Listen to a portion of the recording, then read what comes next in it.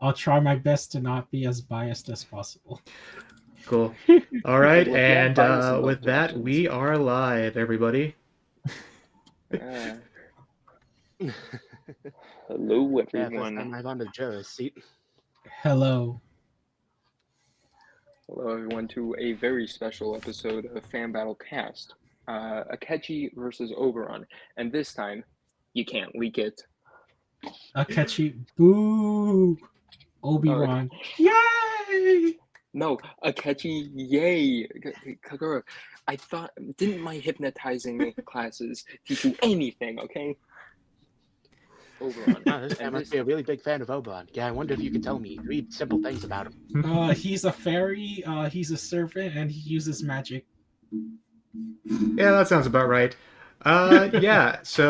Today's episode, Goro Akechi from Persona 5 versus Oberon Vortigern from Fate Grand Order.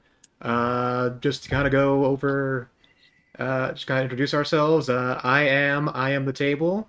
As you can probably tell from my avatar, I am the one who is pitching this episode.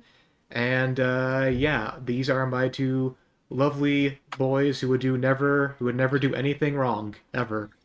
Never. So, should I pull up the crime sheet now or later? Slander. This is lies and slander. Man, they did nothing wrong, okay? they did All that nothing. murder was justified. Damn. Anyways, yeah, this matchup is a very interesting one because it's one of the few debatable episodes I think we could have, at Yeah. least for Persona. Yeah, there's definitely going to be a lot of interesting discussion with this one. So, this is also my first time running the stream. So, if anything ever sounds bad or sounds not great or whatever, I will find you. yes. No, it is all totally not on me. It's on Jeff over there. Please blame Jeff. Okay, The Land Shark? no, that Jeff is okay. He's cute. Okay, so did anyone else want to introduce themselves? I know everyone else here has been on some, Yeah. but just Introduce the representer of the loser. Okay. Yeah. Alright, okay. Alright. Table, introduce yourself. I already did. Well, Do it Kagura, why'd you again. ask Table to Okay, introduce but himself then? yeah, to go Okay, over it but- again, I'm gonna be representing Oberon and the Fate franchise, which is this the first Fate rep we've had on the cast? Yeah, I think this this might is the be. first. Yeah, I think this is All the right. first Fate. Okay, episode cool. on So the it's cast. all We got plenty it's all of going fake on me that. then. Table. Awesome. Actually, before we begin, Table, like before we get into the 60 seconds, you should probably talk a little bit about what Fate is about. Okay, yes. So, Fate is when. So, Fate is a series about wizards and heroes, except sometimes they're not heroes, sometimes they're villains, or sometimes they're just some guy. But basically, you have your 7 wizards, they want to get their hero so they can fight each other for the Holy Grail, which is sometimes all powerful, sometimes it's kind of powerful, sometimes it just does whatever. But yeah, it's urban fantasy, kind of like Fate, where people will summon their historical or mythological characters to fight for them, which is part of why I think this is a pretty cool matchup. I do think that just in terms of the vibe, Fate and Persona go pretty well together. And yeah, Oberon is from Fate Grand Order, which is about us, the main character, going around through history trying to fix problems going on because evil wizards go, hey, I want to mess with history and make it my own. Okay. Yeah. Alright, I guess I should probably introduce Akechi and the Persona franchise. It won't be as hard as Fate. Okay, so hello everyone. I am the Dark Lore Master. You may have remembered me from a few other casts in the past, but today I'm here to represent Goro Akechi and by extension the Persona slash S&T franchise. So, Persona is essentially it's basically a high school drama about these kids who suddenly gain supernatural powers, and now they have to go and fight the cognition of other people. And how these cognitions varies from entry to entry. However, within the game Akechi hails from, Persona 5, you can Persona users can go within certain palaces in order to, well, palaces, which are basically the mental manifestations of somebody's psyche. Um, and you can, and going into these palaces, you can mess around with someone's psyche in order to make them confess to crimes, or even potentially kill them.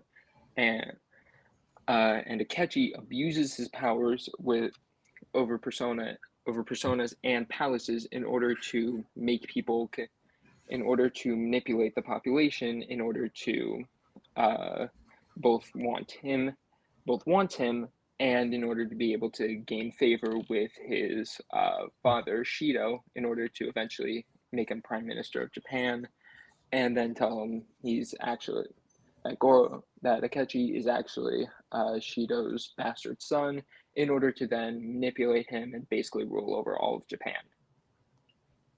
Oh, okay. Yeah, that's a pretty good A good one. run through. I should probably actually go over Oberon, actually, not just Wait. Oh, yeah, sorry. Yeah. Let's introduce riddles, and then myself. Okay, And then yeah, we get into this. Look, who cares about the jurors? Let's talk about the fucking fairy guy. Okay, then, so I'm already leaning more towards Oberon. No, shut up. Right, but yeah, no, Riddles, Kagurabachi, let's let you two introduce yourselves, and then I can do a little bit of history lesson on Oberon stuff. Yeah, nope. Hey there, everyone. I'm Middles. Debated a couple of times. Warrior of Light. Orsted, quote. But here's a fun thing, since I think I'm one of the very few people around here who is both knowledgeable in Fate and Persona. Yeah. And hello, everyone. I am the Kagurabachi. Very excited for Raido Remastered. It's going to come out in the summer. Going to pick that one up. And also, big Shin Megami Tensei and Persona fan. In case you're wondering how Persona is connected to Shin Megami Tensei, it started off as a I'm going to spin-off. explain that later. Okay? Oh, I was just explaining Yeah. some basic information. Like it was a spin-off. Yeah. I do think Basically, that we. I Yeah, thought I you do were think- going to start explaining how Persona scales to SMT. I was like, I was not gonna debate. What are you talking about? Why would I? Why would I help yeah. Akechi? Why would I help Akechi? Sumere Because you're is friends the with me? look. Sumere is the true lover of Joker, not that loser Akechi. Get him out of here. Yeah. No, okay. The true ending of Persona is Makoto and Akechi getting into a poly relationship with Joker. Okay, I will accept no other endings. Okay, So if you guys That's a don't good mind, ending. I think I'm going to try to take the reins for this a little bit. Yeah. Because I think we're going a bit off rails. Okay. I do want to just Let's go get over to a Oberon. slight history lesson before we get into the 60 seconds, because I was not prepared to go over all of Fate, so I just want to give like a quick thing, kind of like how Dark Lore went over Akechi's backstory. So basically, within the section of the story that Oberon shows up in, we are in the Lost Belt chapter of the game. Basically, an alien god comes down to Earth and is like, hey, I don't like this world. I'm going to recreate it and make it a white void.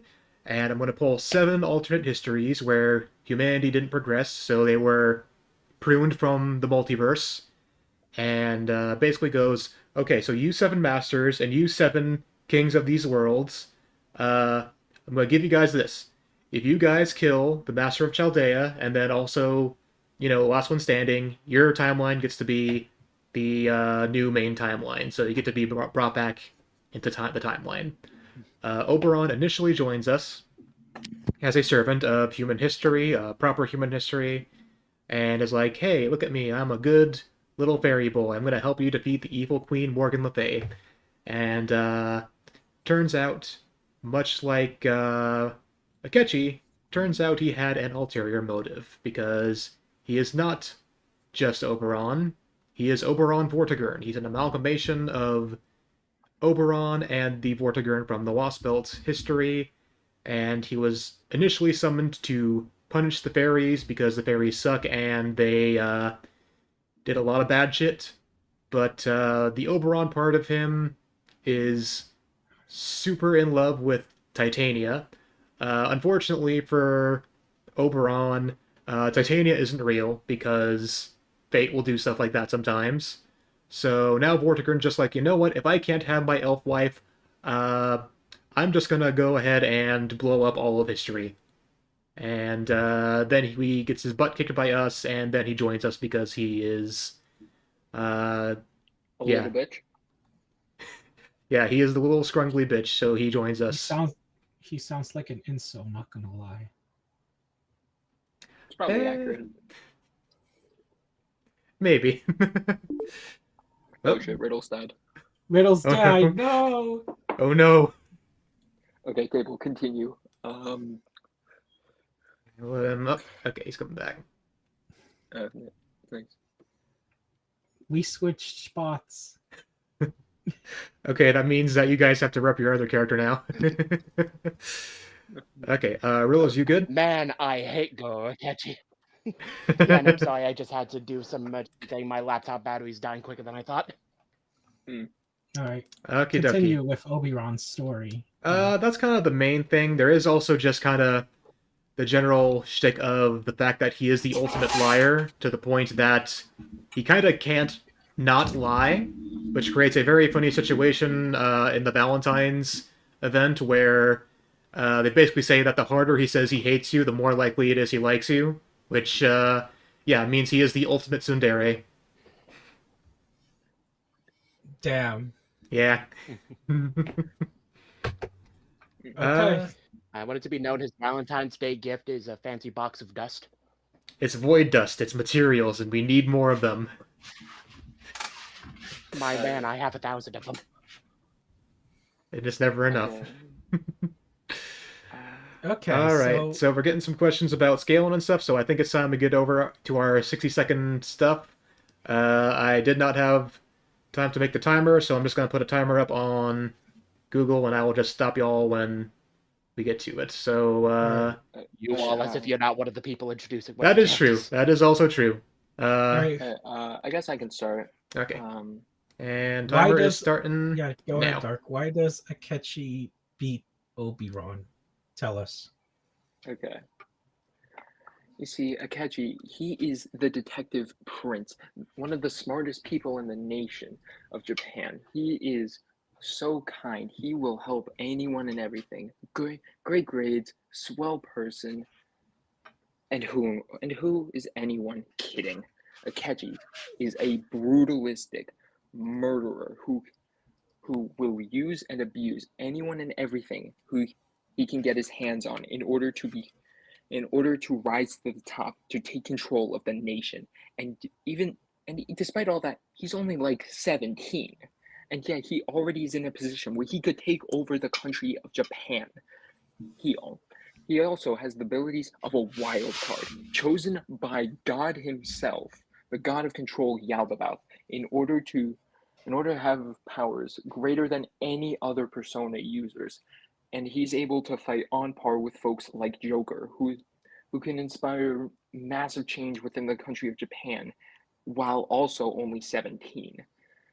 Not only can he fight on par with Joker, he can fight on par with an entire group of Persona users in the Phantom Thieves. Granted, he did lose that fight, but he was able to hold off on like a 1v8, which is impressive to say the least. With multiple personas, powerful almighty attacks, and a drive to win at everything, no matter what.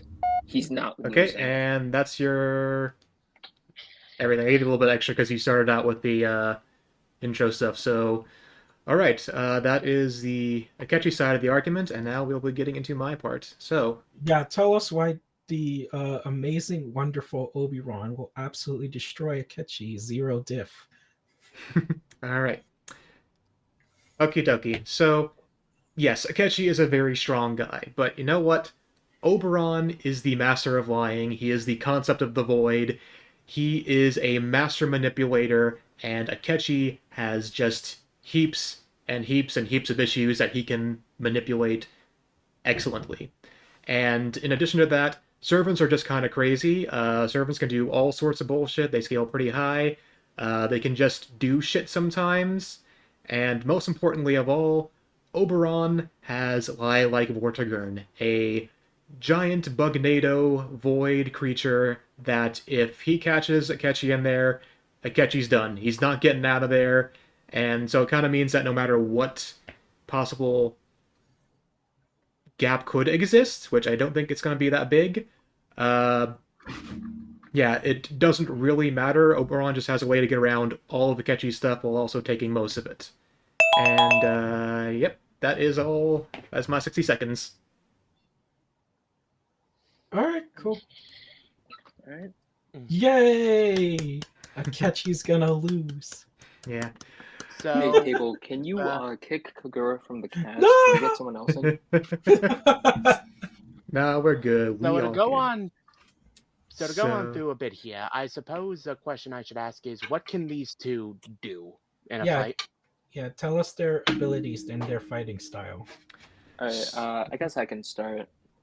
So Akechi is a persona user, as mentioned before, meaning he has access to something called the Metaverse app on his phone.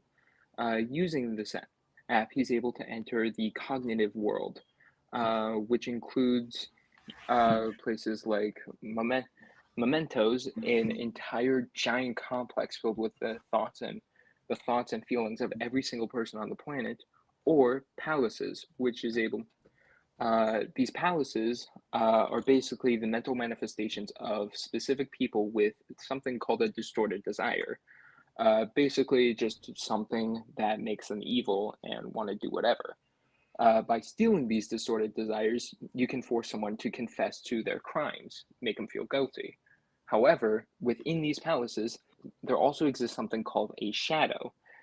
These shadows are actually the mental manifestation of a person's cognition. And hurting the shadow will, in turn, have a negative effect on the person as a whole, or even just messing around with the palace can do with that. Akechi uses this power in order to maximum destructive capabilities, like the Reverse Flash is with the Speed Force, compared to someone like Joker or the Flash with regular Speed Force. He will go in and completely mess with somebody's psyche, he even has the ability to turn someone psychotic with his persona. Can you bring up psychotic? Can you bring up psychotic one? That. It implies the existence of psychotic too. Okay, I think this is the one. Hold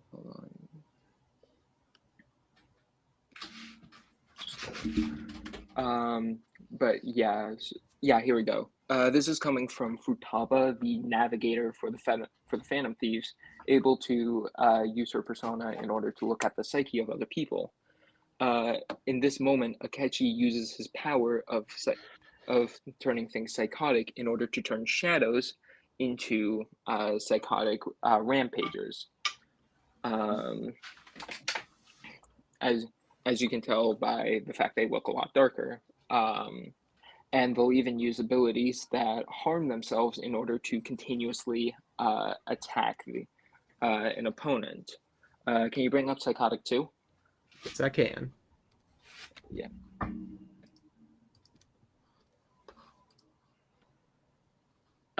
So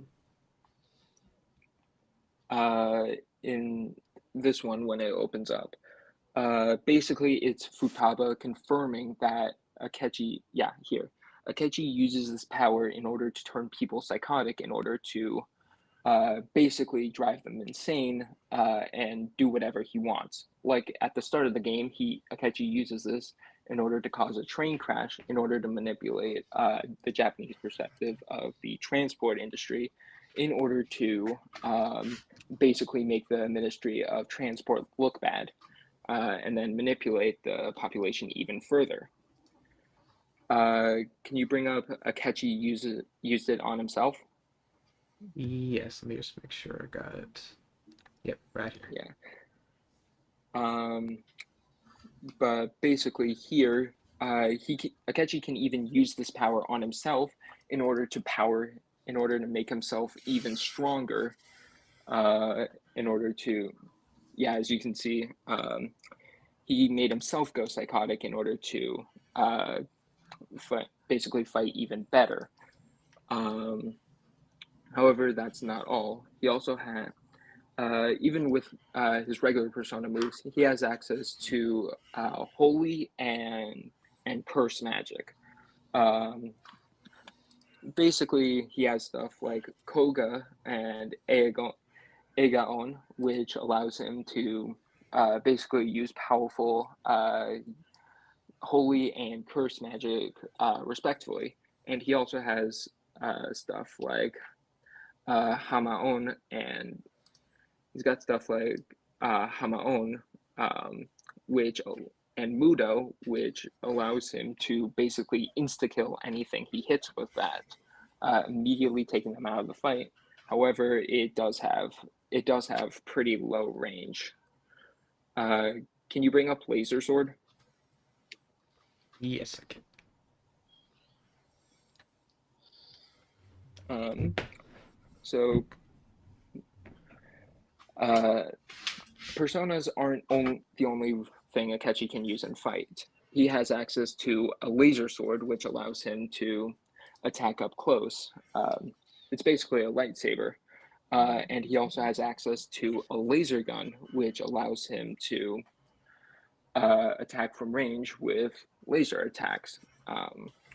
And all of these come from basically the cognition of his enemies. So the more dangerous his weapons look to someone, the more powerful they will become in turn. Because within the metaverse, cognition is reality. So the stronger somebody views you the stronger somebody views you within the metaverse, the stronger you will become in turn. And can you bring up Serrated Blade? Grabbing that now. Yeah.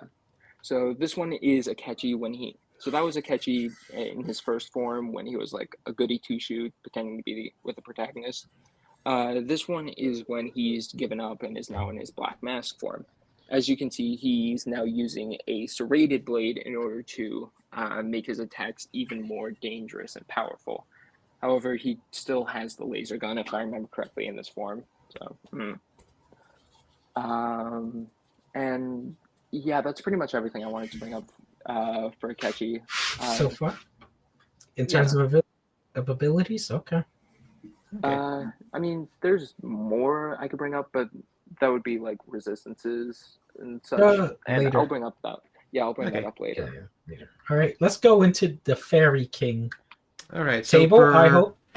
So Oberon is definitely a little bit more of a support kind of guy. Not that he can't fight himself, but a lot of his stuff is relying on using things like his insect army. I can get to a little bit of it here. So this is just kind of an example of what he can do. He can just summon insects to fight for him. They vary from size. Some like say the bees over there are about the size of a bird, so they come flying at you with their stingers pointed out. He has giant pill bugs the size of like horses that can run into people. He can also create. Oh, that's the wrong thing. He can also create.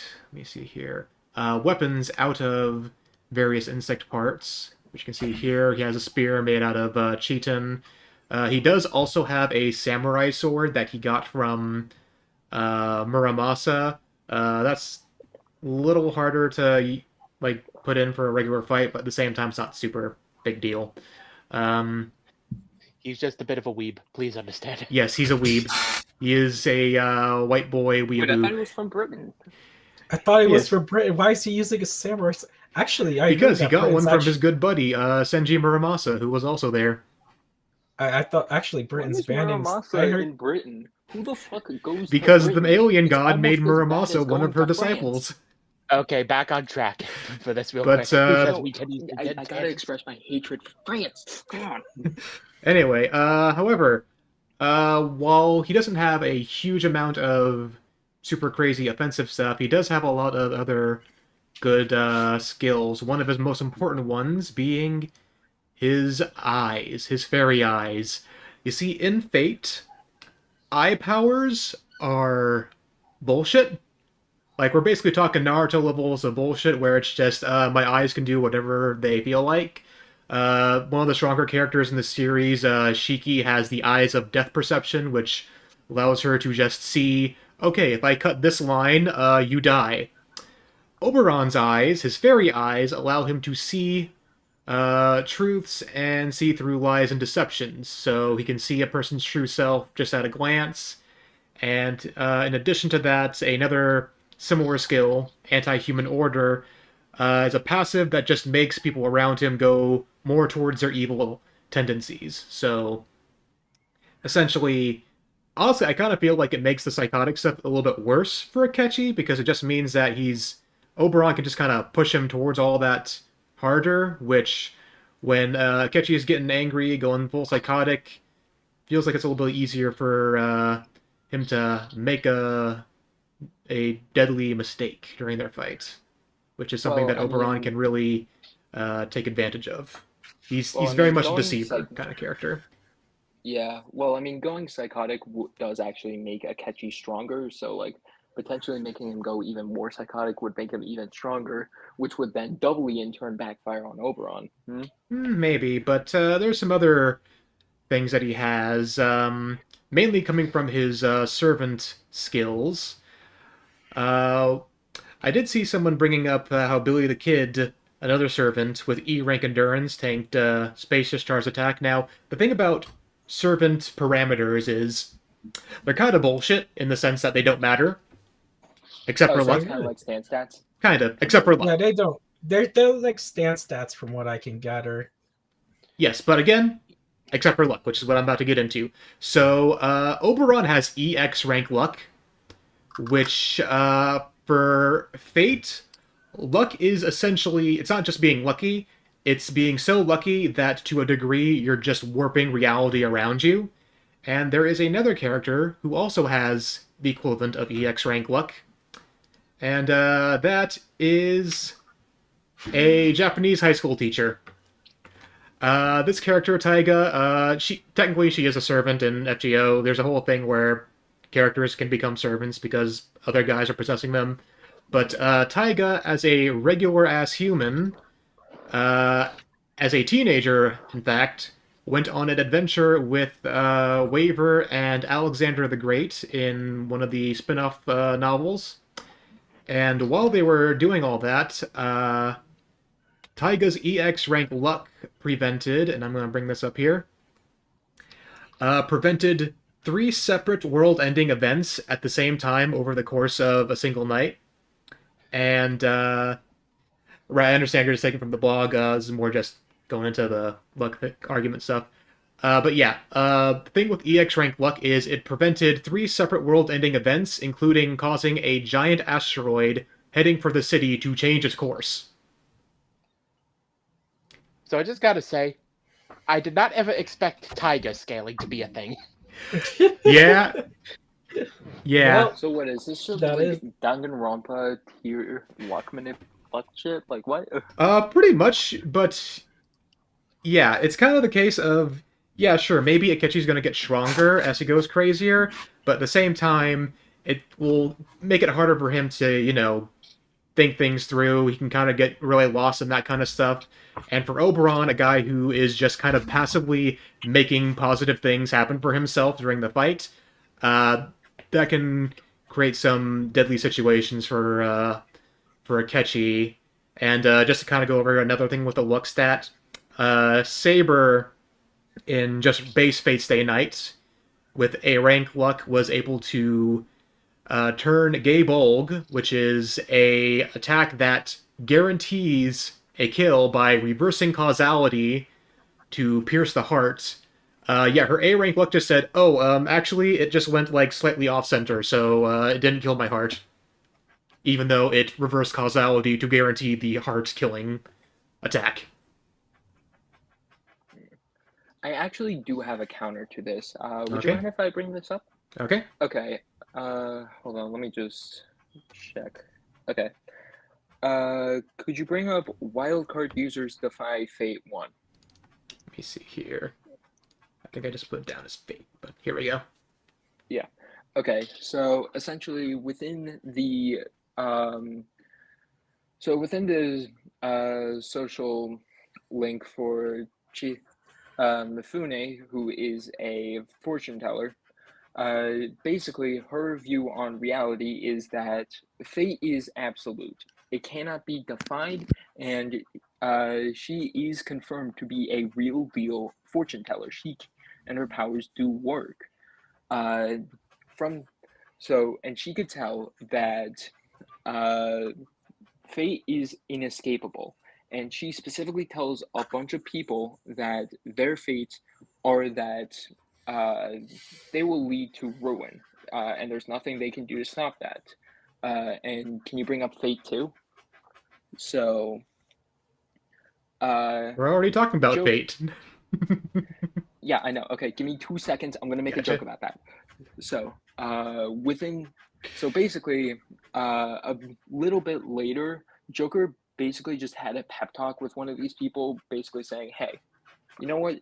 You can do better. You're going to go out and do better. You're going to leave that company and start your own or whatever." And when Mifune reread their fortunes, she could tell that their fates did actually change. They started to receive a good ending, which means that wildcard users have the ability to defy fate itself. Um, anything, and this is even backed up by a statement from Igor saying something along the lines of tricksters, aka wildcards, basically carve their own paths, and that nobody else can decide who or what decides them.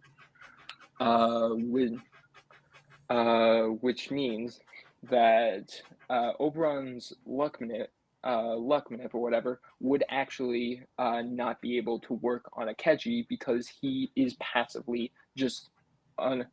just passively not tied to fate. It just does not work on him. And also, Oberon is from a franchise called Fate. Akechi defies fate. It doesn't work on him. Checkmate, liberals. Uh, All right, interesting well, argument. However, here's the thing. We're talking about the Fate franchise. A franchise wherein people will just do it anyway. It does not matter if you think, oh, this won't work because of this thing.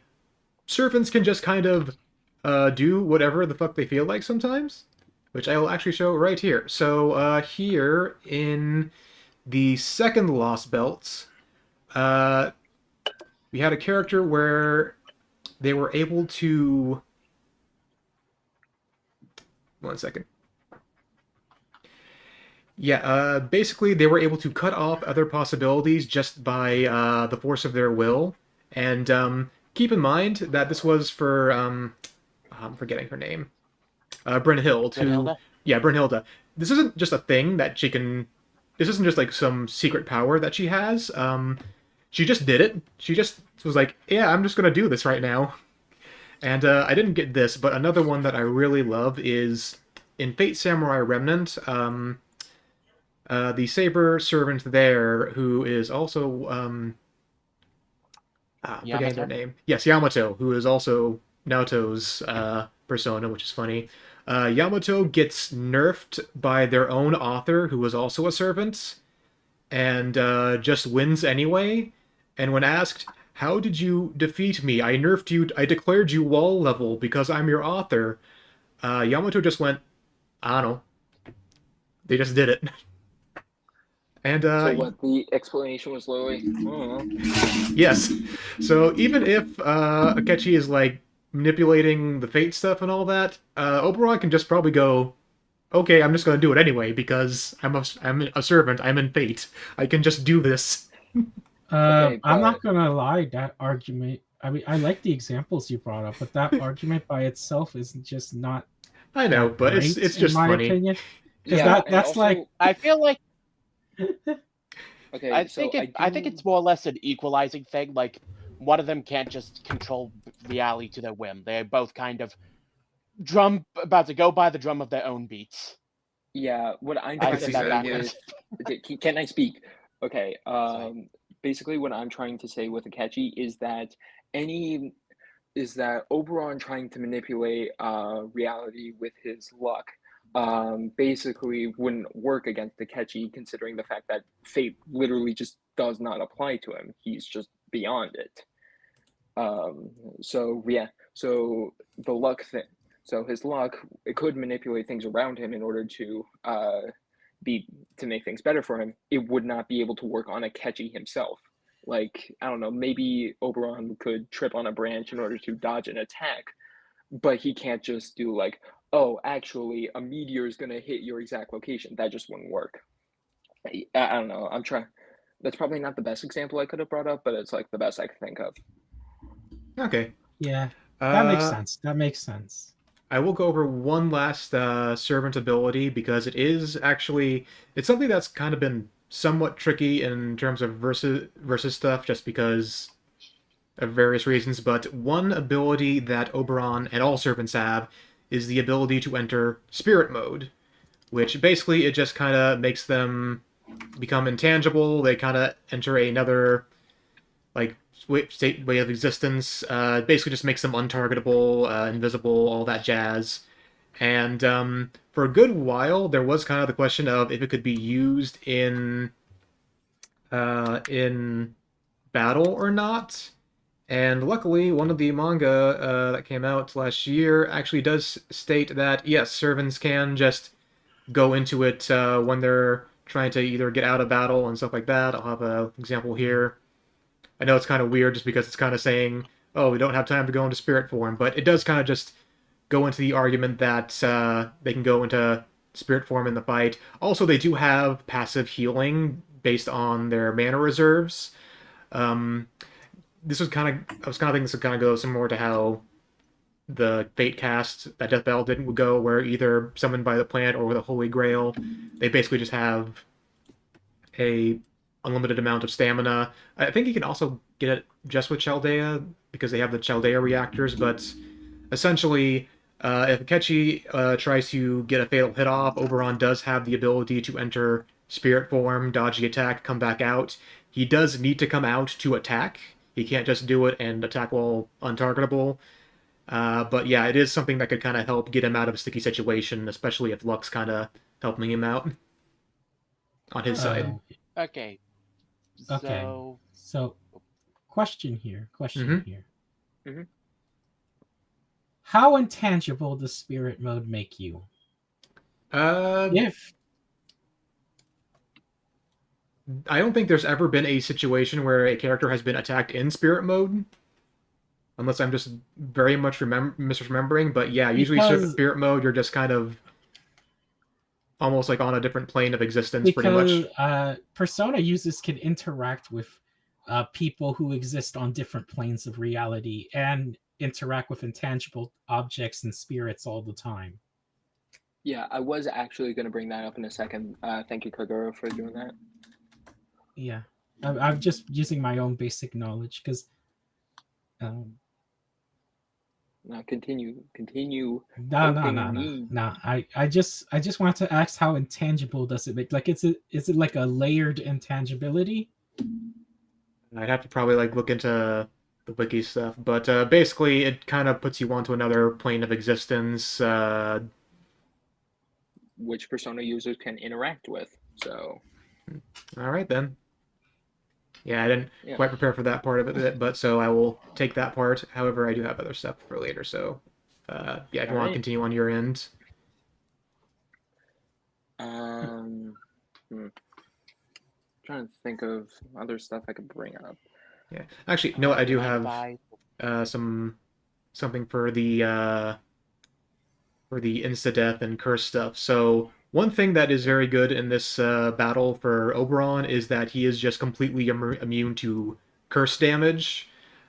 He's not quite the king of curses like Sukuna or any. Well, actually, sorry, I got my verses split there for a second because of Mahito versus Shigaraki, He but he yeah. is below Sukuna. Oh no. But yeah, he is immune to curse damage. So curse attacks aren't really gonna be effective here. And in addition to that, all servants have some innate resistance to instant death. And Oberon's is actually one of the highest for servants. And I actually did calculate this when I made my Akechi versus Oberon script. At most, discounting the curse-based instant death attack, since that one won't work anyway, the light-based one has, I think, I think I had like a maybe 10% chance at most, which, again, considering Oberon's being able to manipulate his own luck, yeah, I don't really think instant death's going to work on him. So you're saying the chances are low, Yes. but not zero. It's gambling time, boys. Technically, yes, but with Oberon being able to manipulate his own luck on his own, I do think that the odds are not going to be great on that end. Okay, but actually, this does remind me of something I want to bring up. Characters in Persona have abilities and items which can actually remove resistances to certain um, affinities or elements. Like he can use, so Oberon might be resistant to the curse moves. However, Akechi can always just remove that resistance, leading be able to use his magic once again. Actually, this does remind me. Within the Akechi boss fight, Akechi uses moves like Tetrakarn and Macrokarn, which allows him to erect a physical and magical barrier, which means that whenever somebody tries to go for a physical attack or a magical attack while those are up, the attack will in turn bounce back onto the caster, me, and then they would receive the damage. Interesting argument, and also thank you very much, Aqua, on there, because there is something that Oberon can have access to that would help him with this. So CEs within, or craft essence in Fate, I think will show up here. Should show up. Okay, that image is not showing up for some reason. That's unfortunate. Yeah, oh, there we go. There it is. Okay, so CEs in FGO are equips that can give additional buffs to your servants, and there are a couple of things here that I thought were, in particular, pretty useful for a lot of this stuff, and for, yep, okay, sorry, I'm gonna pop up a few times. But yeah, two of them that in particular would help would be ones that either allow Oberon to ignore defense or ignore invincibility. Ignoring defense just ignores all defensive buffs, like in general.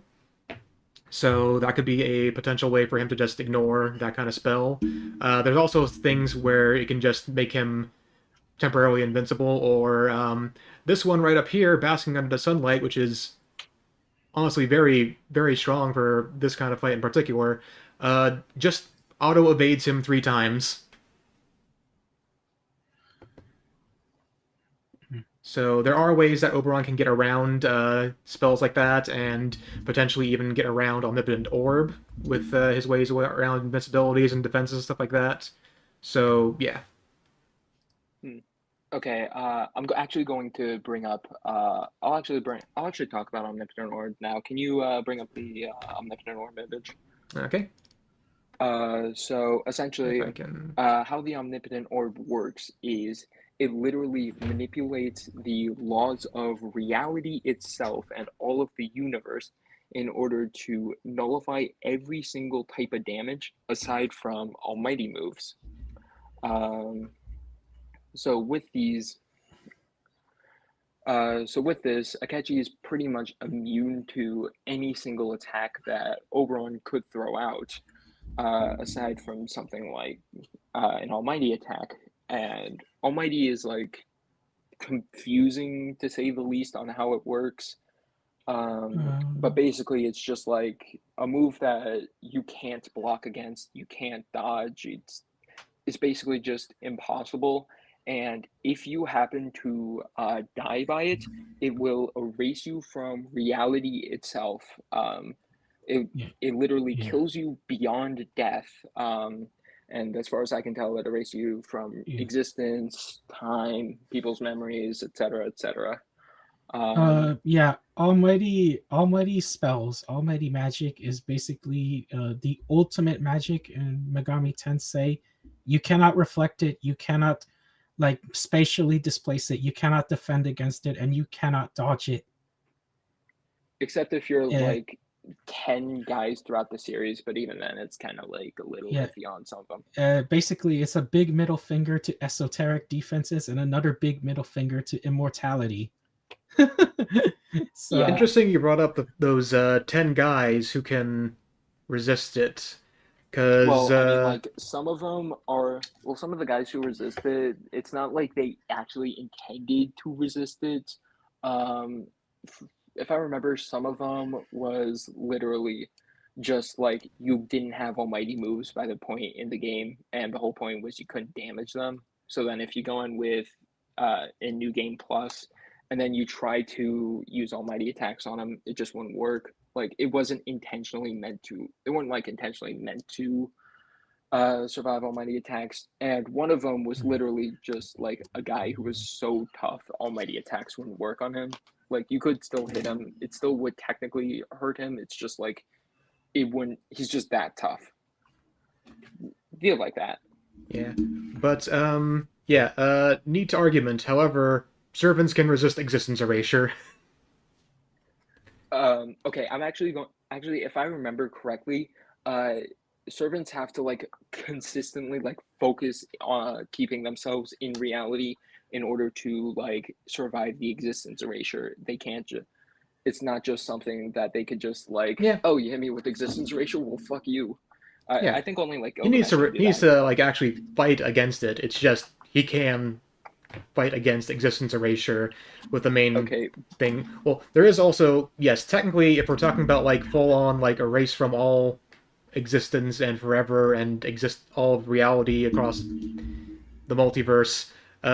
Yes, technically, the Throne of Heroes would just prevent that because he's recorded in the Throne of Heroes, which exists outside of space and time. But in terms of just this kind of thing with Almighty, it's just a matter of there are cases within the games where characters have just been able to resist Almighty effects, and yeah, servants can just, as long as they are like conscious, essentially, they can just fight off existence erasure. okay, but Unless what you're happens Gilgamesh. if Akechi puts Oberon to sleep and then Almighty attacks him? Oberon is immune to debuffs like that. Damn it. hmm. Yeah, Oberon is like specifically immune to like it's described as mental debuff immunity, but specifically it I would mentions need to. those buffs are include like sleep, paralysis, skill seal, infatuation, all that kind of jazz. Uh, I would have to look into how the existence erasure defense works because I would have to look into that because I don't know like how deep it goes. I do have a quick thing here just to kind of it kind of goes back into Gilgamesh stuff, but actually, yeah, this is from CCC, Ah, so do keep in mind this isn't a official translation necessarily. It's a good one, but still. Anyway, yeah, an average hero. This is when they were stuck in the reverse side of the moon in CCC. Essentially, in there,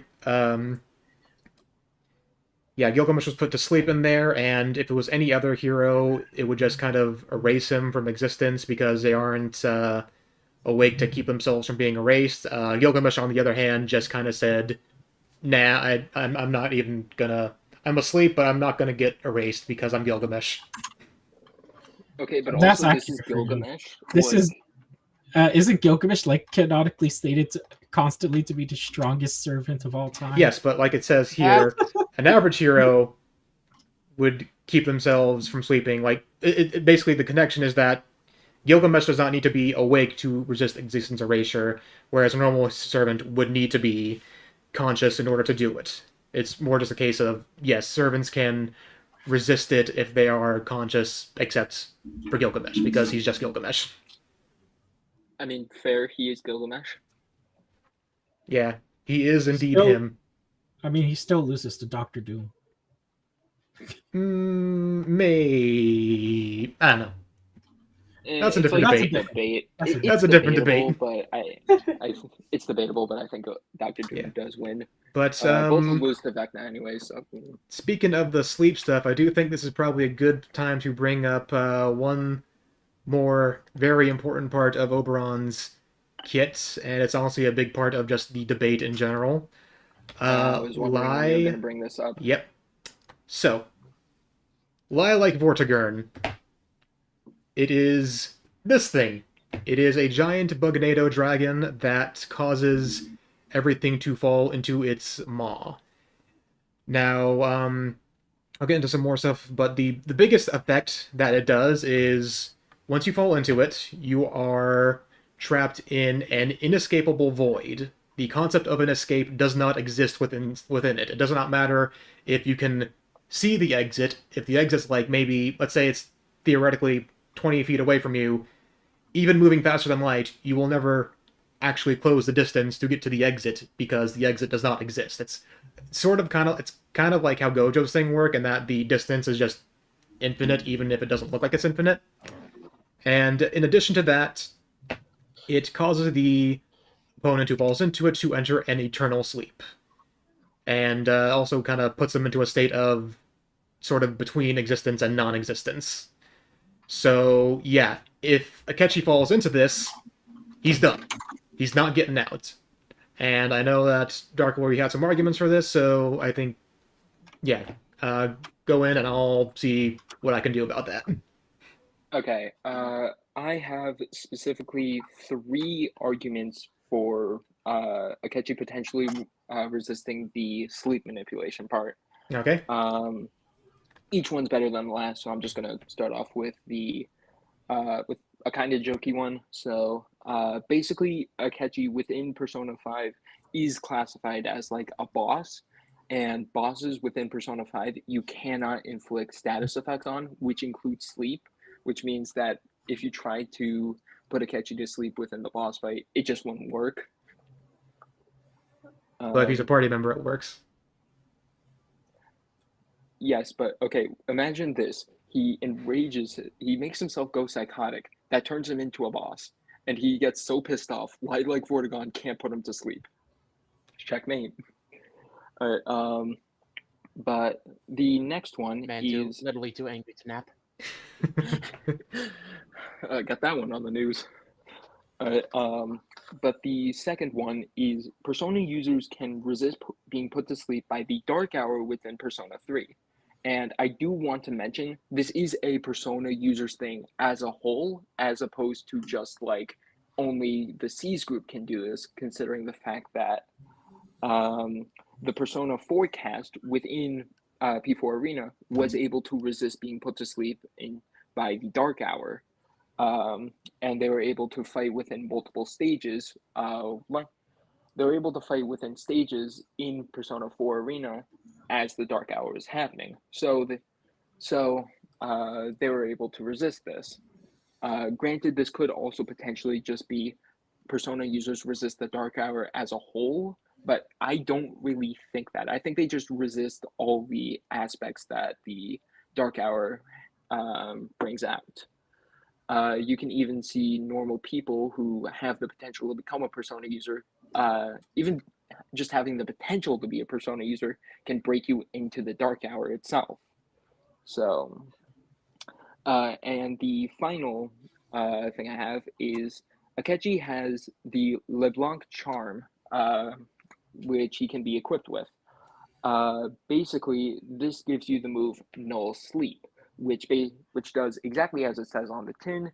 It basically nullifies sleep being able to be enforced on you. So pretty much, you try to cast sleep on someone with a LeBlanc charm, it just wouldn't work. It is also specifically said to have coffee in it, so maybe you're just huffing coffee fumes the entire time. Who knows? Okay. Very funny, very funny image. Akechi falls into this butterfly monstrosity, but he doesn't go to sleep because of the coffee. Yeah, he just brings out his LeBlanc charm he got from his boyfriend, and then he's just like. So Pretty good. I guess However, here's the thing. So, admittedly, when you're using, obviously, it's kind of a case where a lot of boss stuff where they can't just give you the ability to put the opponent to eternal sleep forever because, gameplay balance and all that jazz. However, one of Akechi, one of Oberon's other skills, does allow for the ability to put on eternal sleep, like the actual status of eternal sleep. So, if it'll pop up here, yeah, eternal sleep ignores debuff, resistance, and immunity, and also does not count as a buff or debuff. It ignores all resistances and immunities and ways to remove it, so it wouldn't even really interact with any of those things because it does not count as any of those regular kind of skills and just ignores or removes them. So yeah, Eternal Sleep's kind of cracked. But doesn't he also temporarily buff Akechi to high holy hell before? Well, that yes, one- if he uses before this that skill on Akechi, yeah, sure, it makes him stronger. Well, technically, I don't know actually, because it buffs Noble Phantasms, which he doesn't have Noble Phantasm, so Admittedly, it's the question of what the hell is a Buster attack for a Persona user. yeah. But Maybe an all-out attack. I don't know. I don't play Fate. yeah, What the fuck even is Fate about? Fate is about finding sexy people throughout time and history to kiss. No, Fate's truly about how Britain deserved to be destroyed. Yes. Yeah. Okay. But You essentially, had me with Eternal some Sleep. historical figures. Yeah. Now you got me with Britain. Yeah. But yeah, the main thing is just that Eternal Sleep as an effect, which within how the story works, this is what it is essentially. Yeah, it just kind of ignores debuff stuff, ignores resistances. It just says you are asleep forever.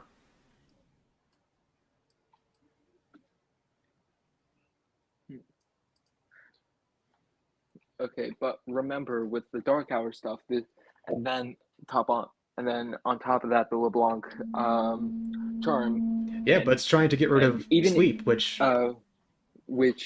well, no, that would mean that it's actually a layered sleep resistance. You can even throw on top of that the boss aspect in order to make this a triple layered resistance. okay, but it just removes all of them. Because that's Okay, the now other this effect just sounds that's like a no limits fallacy. basically So, the way that Eternal Sleep happens, it not only ignores all those things, it also just removes all of the buffs and debuffs that you have active and just says, here's all that's on you. Eternal Sleep, and draw all attention to yourself, which is really a lot of it goes into just how gameplay stuff works. But yeah, in terms of how Eternal Sleep works, I don't think any of the sleep resistances that Akechi has would work on this just because Eternal Sleep doesn't work the same way as the normal sleep effect, because sleep is also an effect in Fate. This one acts differently and ignores that kind of resistance too. Even for Oberon, who has resistance to sleep, if he were to use this on himself, he would also fall under Eternal Sleep. Okay, so I guess this debate's coming down to can Akechi take out Oberon before Oberon gets off Lilac Vortigern? I was about that. So there's a couple Yeah. of things that I wanted to ask because there's multiple layers when it comes to Akechi fighting Oberon and then also Lilac Vortigern. So this is the main thing. What are these guys' actual stats? Yeah, let's get into stats now. We talked a lot about abilities. Yeah. To be Yeah. honest, I see both sides No. here. Like I wouldn't say Eternal Sleep would work on absolutely everyone, no matter what. But I guess it would just come down to how potent it is. But we don't have time to get into that for today, so let's just get into stats.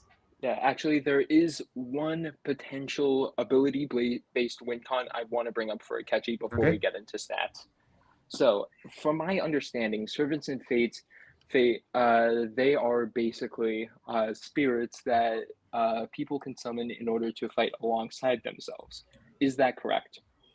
Usually, however, they can also be summoned by the planet itself. But they are still spirits that are summoned. Yes. Okay, so this is similar to that of Persona, This would be similar to personas within the Persona series. And Akechi, remember, he is a wildcard user. He can access multiple personas, and he can even recruit other personas into his party. He doesn't do this in canon, but we know he's a wildcard. He has done it before with Robin Hood, because remember, his original persona is Loki, not Robin Hood. So he's able to do this. So, is it potentially possible for Akechi to convince Oberon to join his party as a persona, as a mask, and then use him in battle? Is that possible? Uh, you know That's what? the Yeah, I can't funniest sure. win. believe Friendship that one of the ending. win cons is the Final Fantasy friendship, Mortal Kombat friendship. You know what? Wait, Sure. Yeah, friendship yeah, ending. one They of the win cons is turns out they're gay both so sex. depressed they just fall in Let's go, love. gamers. Though, That is the funniest win con I've ever heard on this cast. yeah. Though I will say, So can it I did give my opinion have on this? another argument that also kind of revolves around like Vortigern, which is kind of interesting. So, where Can we? exactly would this fight Oh take wait, place? actually, I just checked the chat, and Oh, Sandy had a pretty good question. oh yes. If Akechi could reflect attacks, can he reflect the sleepy wormhole thing? Um, no, he can't. Essentially, what happens is he can reflect basically just attacks given to him. He can't reflect like status effects. He can only do that with like specific. He can't even reflect status effects. He can only really nullify them with stuff like the LeBlanc charm, or even just having that ability on his persona itself. He can't reflect the sleep back onto someone like Oberon. Yeah, and it wouldn't necessarily And help him get out, too. To I to would, be Yeah, I'd fair, but also it bring would up at that least keep him awake long enough in order to be able to like figure something out. I did want to well, bring this up with Lilac Vortigern is that in its concept, it's not really an attack. It just kind of gets compared to imagine if like all the planet is just like a bathtub. Lilac Vortigern is just when the plug gets done doing the water goes down the drain. Yeah, it's not really an It's not really an attack in offensive that thing. It's in just the there. regular sense. Yeah. Yeah. But I guess we could start getting into Yeah. stats and Oh, I whatnot. did have one other thing I want to bring up with. oh my god, this better be the last thing, or Yes, else it'll I'm be the last voting a thing. catchy. Say this Hey, Table, fight I'll give takes you place. $3 to bring up three more things. Yeah, you know what? Never mind. I'll go into that later. Let's get into stats. I'm sorry. Yes, here's the stats. Yeah. I guess I'll just start rambling off some persona stats. So, personas have multiple statements about being able to do crazy things. Like, for example, King Frost claims he can freeze over the entire Earth. And someone like Mara has claimed they can consume the entire universe, which, as confirmed by Mifune, is actually like infinite. In the universe is basically infinite. So it'd be like 40. And, and Akechi can also compare to basically the gods of the Persona universe. People like Yaldabaoth, the god of control, or Maruki and his persona Adam Kadmon, who is basically a top dog within S&P. I'll get to that later. But that basically means he could scale to the collective unconscious as a whole, which, as discussed in the Makoto versus Tifa cast, is a seventh dimensional structure. And Akechi has battled with people who can create and destroy this entire structure or hold it up with just their existence. And getting into speed, people like a persona like Vishnu has claimed he could cross the universe in 3 steps, which, as mentioned before, is infinite in size, so infinite. He can also compare to Yaldabaoth again, who is able to take the Velvet Room and plunge it into the deepest depths of mementos, which again, infinite distance is infinite. And actually, mentioning the Velvet Room, that's where Igor and the Velvet Room attendants lie within reality. So, and someone, and the Velvet Room attendants you're able to fight against, and Yaldabaoth has even defeated the Velvet Room attendant. Has even defeated the Velvet Room attendant from Persona 5. I'm blanking on her name right now, but he was able to beat her so badly he split her into two. And Velvet Room attendants have consistently been stated to exist outside of time, meaning that they exist beyond time and are immeasurable. And this is even backed up by someone like Thor, who has claimed he exists within and Thor has claimed he exists within a realm beyond time, which again, immeasurable.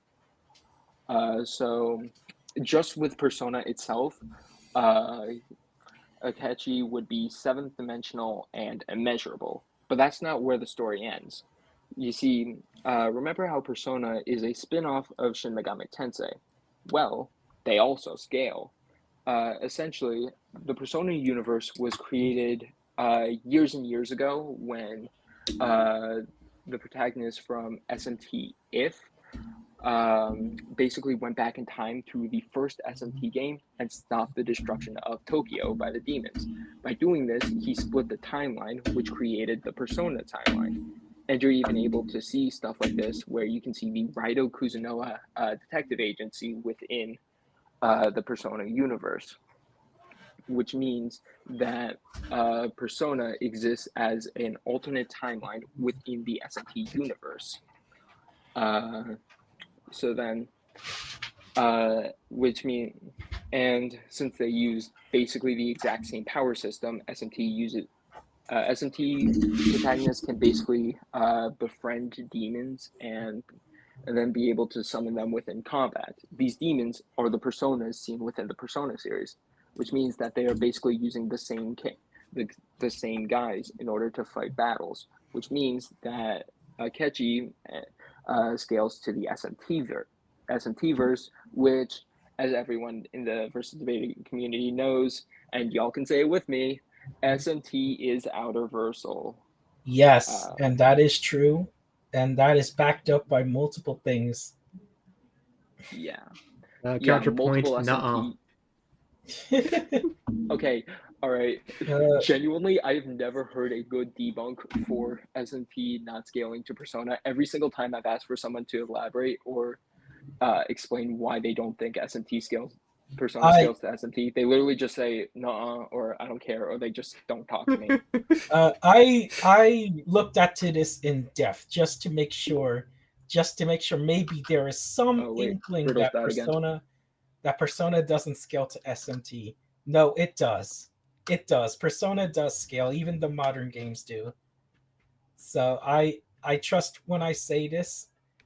Persona is a part of SMT cosmology. It's an alternate timeline where the nuclear bombs never dropped. So, if you want the base explanation, Shin Megami Tensei, mainline Shin Megami Tensei, is the post-apocalyptic timeline, and then Persona's timeline is the timeline where the post-apocalyptic events never happened.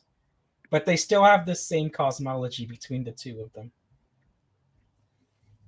Yeah. Yeah. Oh boy, okay. I wish I could talk about Fate in depth, but I don't know Fate that well. I'm so sorry, Table. I want to help you out. No worries. Yeah. Riddles vanished for a second, I just noticed. Okay, well, I got my work cut out for me, but I do have at least some stuff ready. Oh. Okay, so. Is Riddles alive again? Did we bring him back? Did he beat Jesus' respawn time? Hello, Riddles. Welcome back. 1 2 1 2. Yeah, we can hear you, Riddles. Yeah. Riddles, welcome Okay, back. sorry about that. Alright, so oh boy, I get to talk about fate scaling. Yay. Fate cosmology, yay. Yippee! Yeah. Okay. Okay, so first things first, I'm gonna go over just kind of what I can get to. Gonna just start out with what Lilac Vortigern can do on its own. So, Lilac Vortigern, like was stated earlier, is a black hole. Everything falls into it. It was stated within Fate, within the chapter, that Lilac Vortigern was within an hour going to devour the entire planet. Which may not sound super impressive until you know what exactly is a planet in Fate. Because in Fate, the world is a multi-layered existence where essentially the way that all of the mythologies work in Fate is that they're all happening on their own texture that happens on the outside of the Earth. They're all happening at once. They're all infinite in size, and within inside the Earth, there is also the Inner Sea, which is also an infinitely large existence that contains all possibilities that could possibly exist. So, Lilac Vortigern was going to be devouring a multi-layered existence. Yes, it was going to be within an hour, but considering it's eating multiple infinities, that can also, on its own, get itself to immeasurable. And also, it was going to devour Avalon, which Avalon is a six-dimensional existence that exists inside of the center of the Earth, and I believe is also supposed to be the center of the universe. There's a whole bunch of stuff with Avalon, but basically, on its own, Lilac Vortigern is capable of doing a huge amount of destructive power extremely quickly, which can get either to or surpass the measurable speeds. Obviously, we're going with the immeasurable stuff, but yeah, that gets us a way to get to immeasurable speed. There is also, if I can get the right thing up here, in Fate, there are the Foreigner class servants who are. God, I have almost all my stuff was just trying to get ready for the stat stuff, so I'm got a lot of stuff to look through here. But essentially, okay, here we'll start with this one. So the Outer Gods in Fate, which that's kind of where we're getting into stuff like Cthulhu, Yogg-Sothoth, all that kind of jazz. They exist outside of all possible dimensions, and yeah, in Fate, the Foreigner class servants are essentially their avatars. They take on the powers of the Outer Gods. One of which is Yang Gufei, who is this one right here, who in her chapter we were fighting within the Inner Sea, and her noble phantasm was going to engulf the entirety of the sea, which, as we stated, is infinite and contains all possibilities. So, with that, Why we is already she in a swimsuit? yes. No, it just bothered me. Why is she in a swimsuit? Because I believe this is one of the. Actually, no, this wasn't this. Was this one of the summer events? This is Imaginary Scramble, which I'd say, which it is just due to weird circumstances.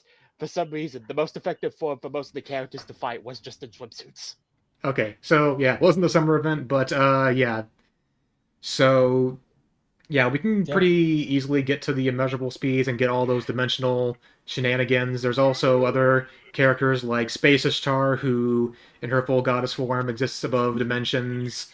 BB also becomes a foreigner at one point, and that gets us to everyone's favorite persona scaling image, the time where she cut through 8 spatial dimensions in CCC, which, yeah, essentially with Fate, we can get ourselves to...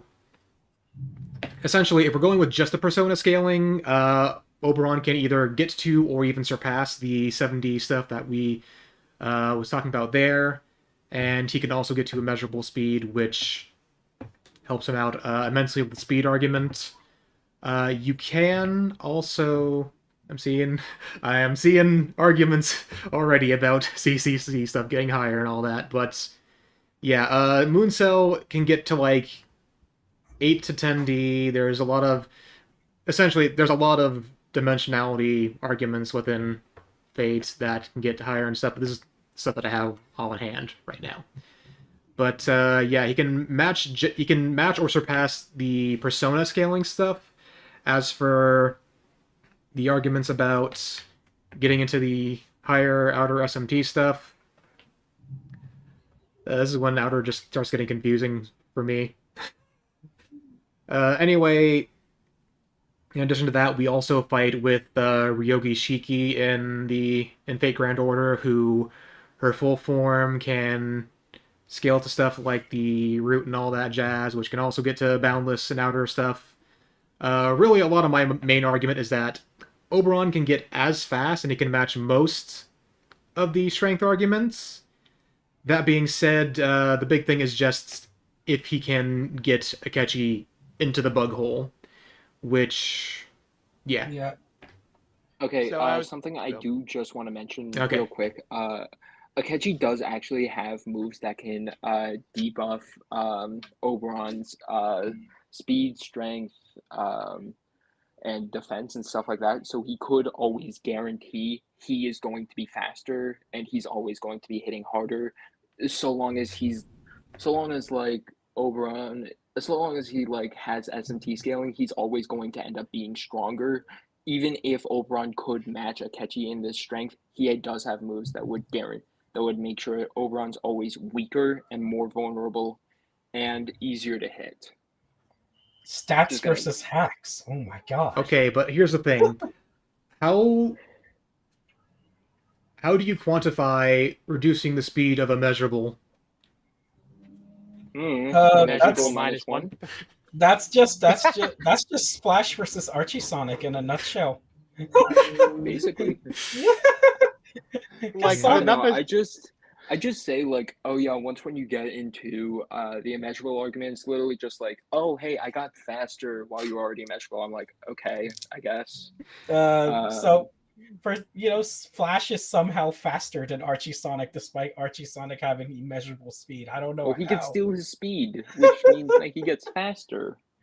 There's a Oh, point well. where speeds become so complicated, stats become so complicated that they can just, in fact, circle back to being simple, because it is just infinity. You can add an infinity plus one or a minus one, and that technically makes the difference.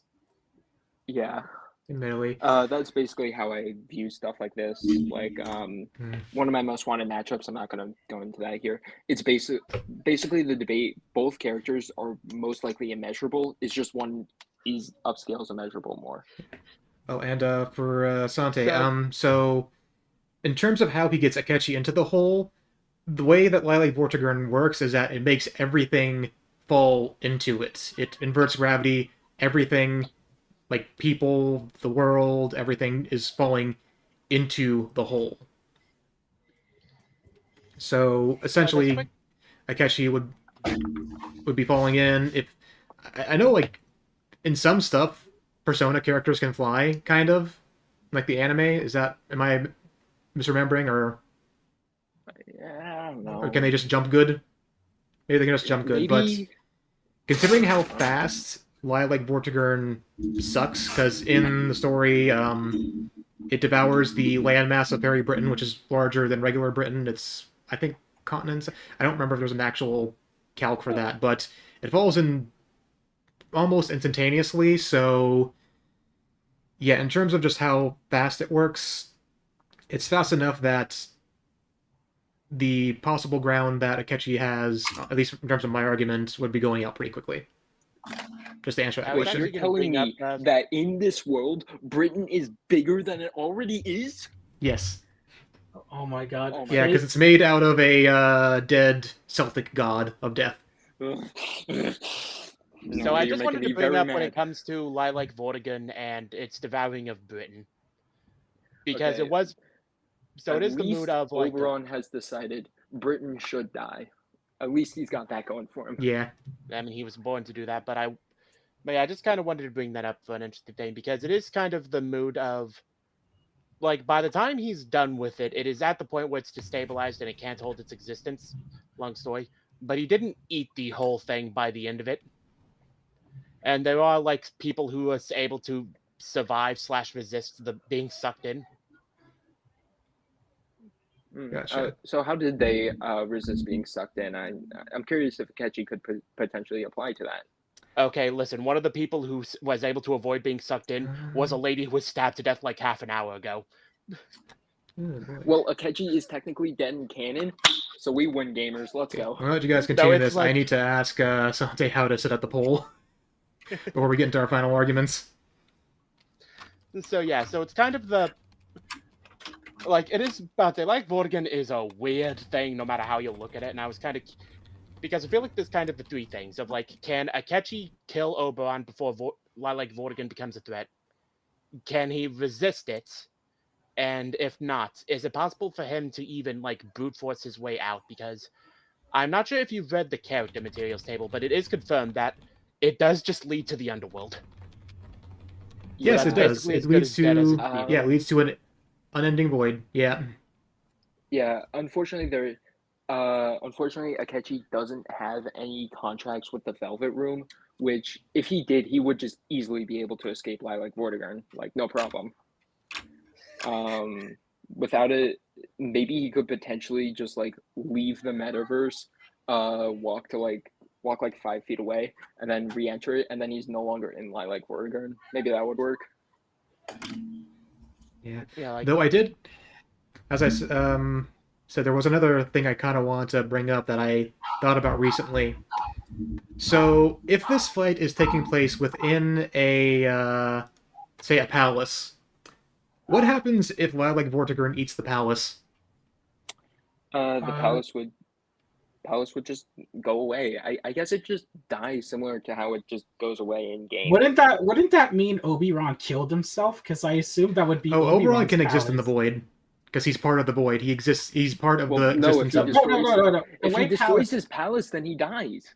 if he destroys his palace, Oberon causes himself to have a mental shutdown and he dies. Well, that's if it's Unless in his. you, Well, actually, I don't. Honestly, I don't know if a servant would even be able to have a palace. well, you could. Well, it doesn't.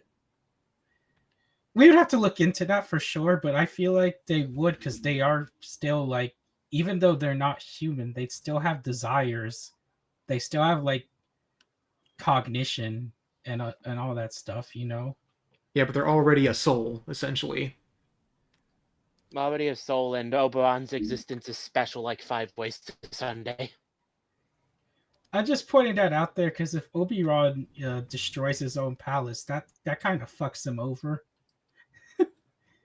But I imagine though that when it was brought up, it's like neutral ground of like Right, it's but in if a it's a place neutral where Akechi ground can of use his just a persona. random part of a The palace or metaverse. mementos, essential or metaverse, yeah.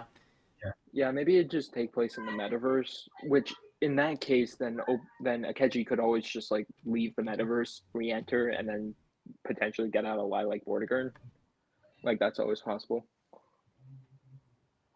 And like he can access like the metaverse mid battle. Um, like this True, is but if he technically for causes it to Velvet Room users, collapse but and like he can't escape, you, well, I mean, like you had actually like actually used like these types of teleportation, within, like the anime in order to just like get out of a fight and then recharge a bit and then go back into it. So like it is possible for Akechi to just like, so it is like theoretically possible Akechi could just like bust open the metaverse app and then just leave, re-enter, and then just a kick Oberon's ass after he got back. It's always So fun. one more thing, Table, because I'm curious about your interpretation of this thing. How do you interpret Melusine cutting a hole through Lilac Vortigern? so that was something that happened after the physical version of himself had been fatally wounded, causing it to start collapsing. So it was already kind of. Oh, okay. The chat is up. Okay, thank you for whoever did that.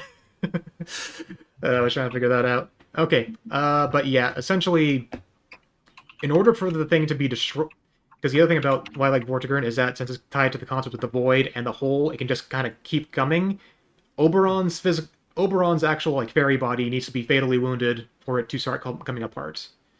So So yeah, essentially, if yeah, that's kind of it. It was already coming apart because of the fatal wound, so that's how she was able to damage it. Also, she's an Albion class dragon, which is kind of I couldn't find an exact thing on it, but from what I understand, Oberon's dragon is also on that level of strength. So yeah, it was a combination of the thing was now vulnerable, and she was strong enough to do so, and she was also doing it outside, so it could actually connect because on the inside you can't connect with the outer walls because they're immeasurable.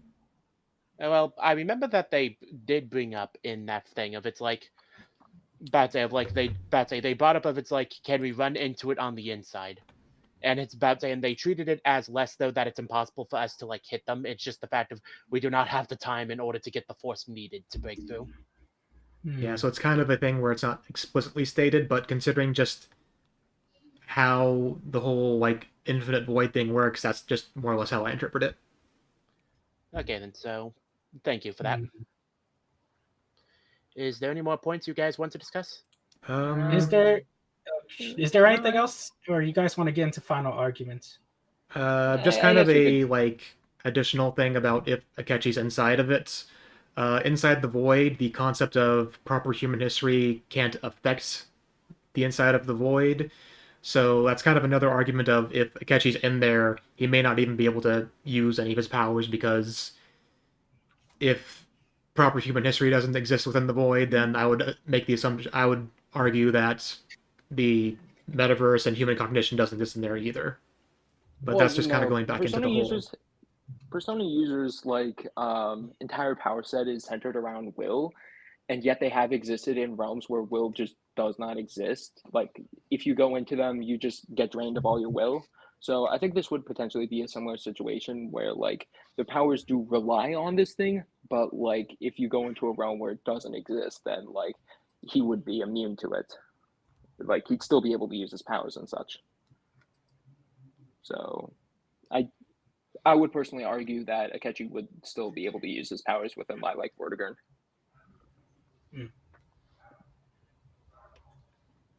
Uh, Um, Final argument time. yeah.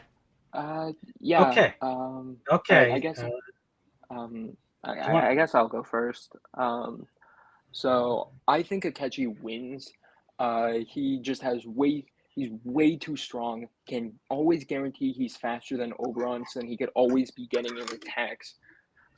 He had with his wild card abilities, he has way too many resistances to anything that Oberon could throw out. His Oberon's Luck EX stat wouldn't work on Akechi. Wouldn't be able to manipulate him because wildcard users defy the concept of fate itself. Oberon is also from fate, so he can't really be the guy who defies fate. But also Akechi would be able to get the finishing blow on Oberon before like Vortigern gets way too out of control for him to handle. So ultimately, this is a very close battle, but Akechi just has takes home the strength. He takes home he takes home just enough abilities in order to be able to guarantee he takes down the Fairy King. Just like how, and okay, Oberon might have thought he was winning, but ultimately, I think he was just lying to himself. Of course he was. That's all he does. But All right. Exactly. Tell Wait, us Caleb, how. you're arguing for Oberon. That means you're lying about what he can do. Oh my God. Santi, get So him all on I have to stage. do is lie the correct way. Okay, so Oberon is super weak, he is measurable, and he is below fiction. There, I win. Okay, but for real, my closing argument is that while Akechi is very strong and he has a lot of potent abilities, Oberon has his own potent. He has his own abilities that I think specifically make things worse for Akechi.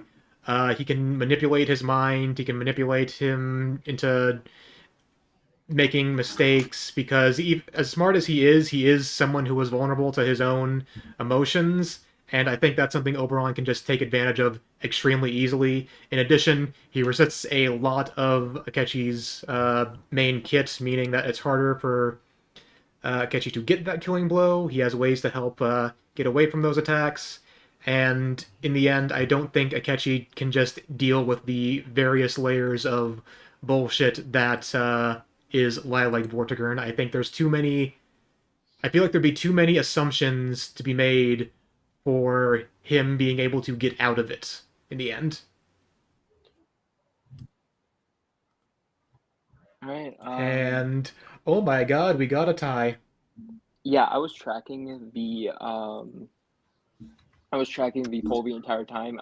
Akechi was actually winning for a majority of the poll, until one guy voted for Oberon at the last second, leading Hell to a yeah. tie. I'm taking that. I'm not gonna not take that. Hey, look, this is the closest I've gotten to a win so far. I'm feeling good. All right, Yeah. Kagura Riddles, give your thing. Riddles, you want to go first? Sure, I can.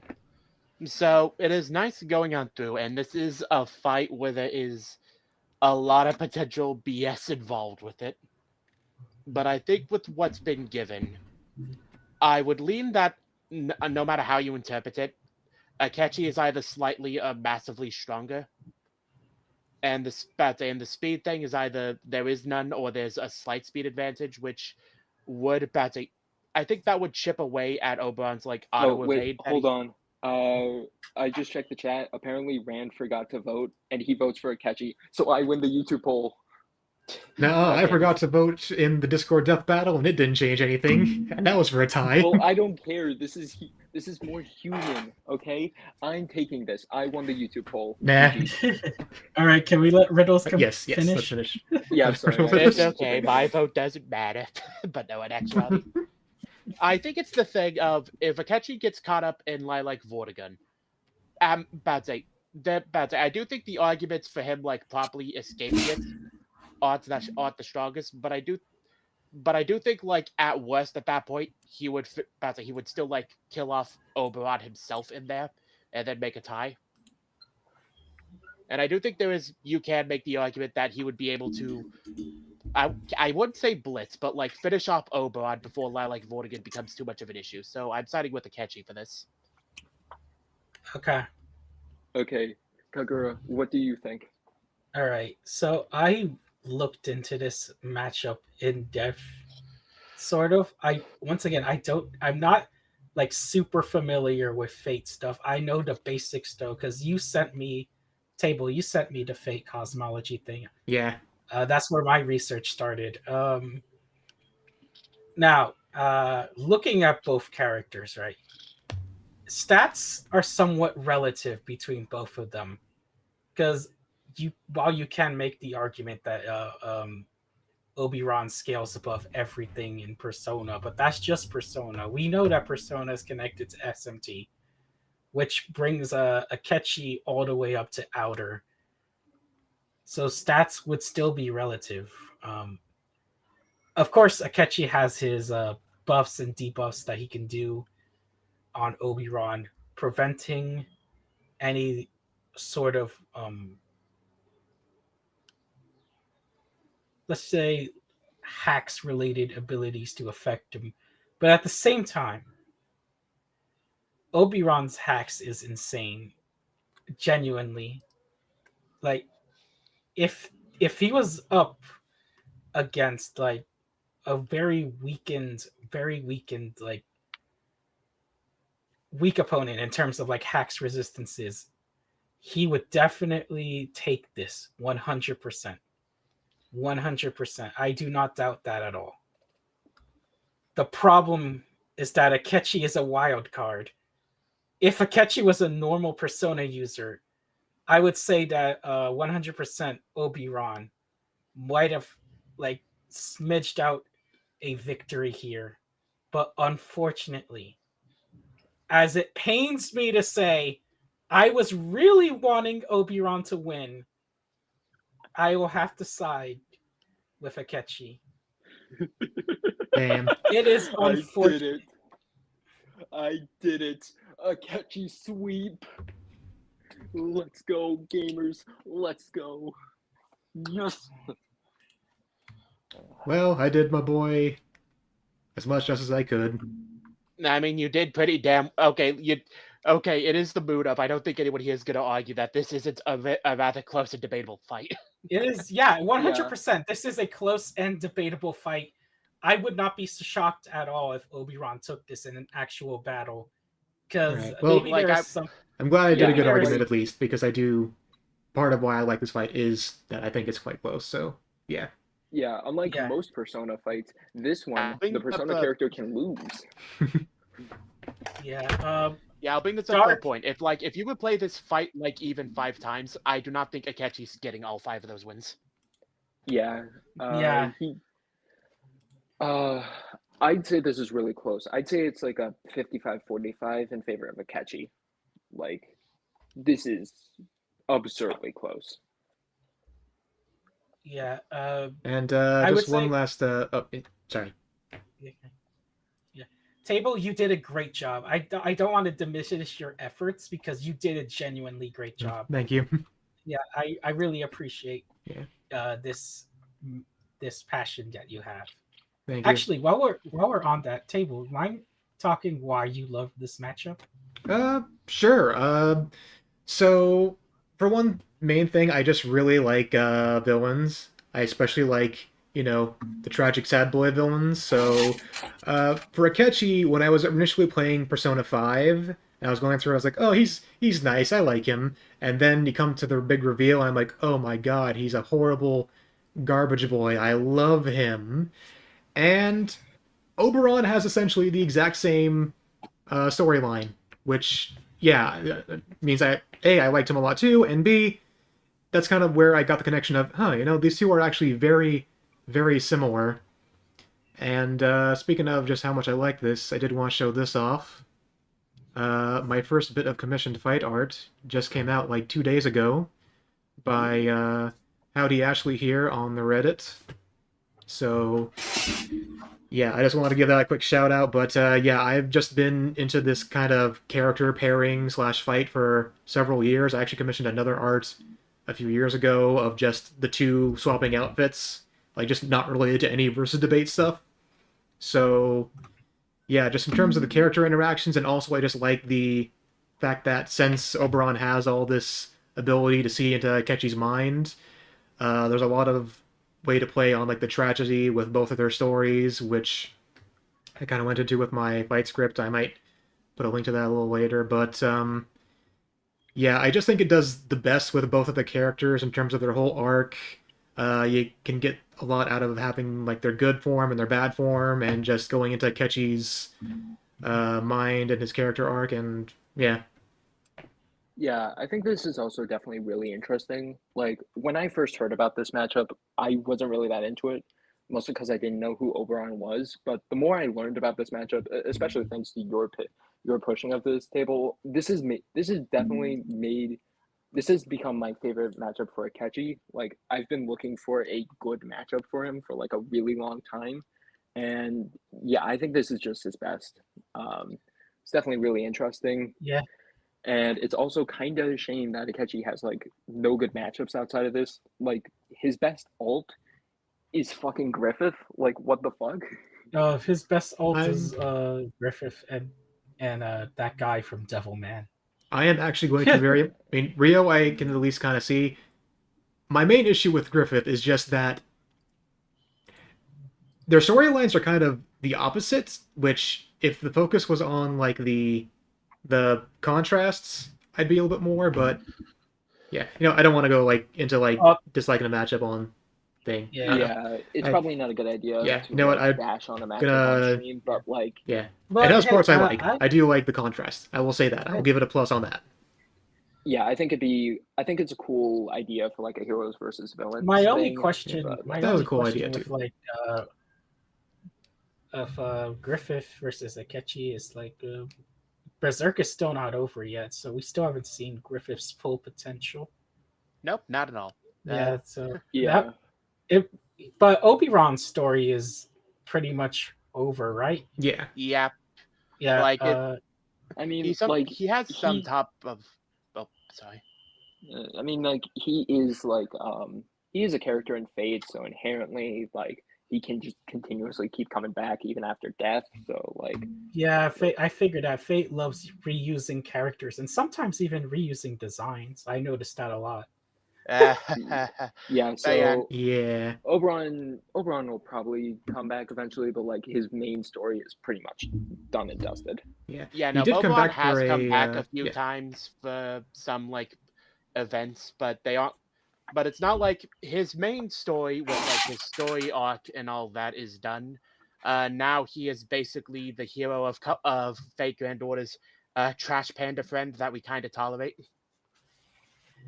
Very funny. Yeah. Uh, I have to say, I love this matchup. I think that it's a great one. Table. Yeah, You Well, thank really you. convinced me on this one. yeah, Hell same yeah. here. Cable, you picked a great one, man.